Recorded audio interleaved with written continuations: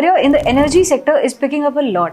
If you're also planning a career in the energy law domain, then here are the important things you must be aware of. Some key legislations you must prepare include the Electricity Act, the Energy Conservation Act, the various environment laws applicable in different states and the country, and the renewable energy policies applicable in India. As a lawyer, some important areas you must focus upon include the power purchase agreements, the concept of renewable energy, the legal framework for energy storage such as battery storage and grid integration, and the regulatory framework of different regulatory bodies such as the Central Electricity Regulation Commission and the State Electricity Regulation Commissions. The important authorities managing the energy sector include the Ministry of Power, the Bureau of Energy Efficiency, and the Central Electricity Authority. Your thorough knowledge of Indian Contracts Act, read with Specific Relief Act, and the Transfer of Property Act would be very helpful for you in this domain. Some of the emerging trends you can focus on include the concept related to electric vehicles, or commonly called as EVs, especially the laws governing the EV infrastructure and subsidies involved. Next is the concept related to hydrogen energy. If you are focusing on COP 26, 27, 28 related commitments of India, this is an important topic you must prepare. Under this,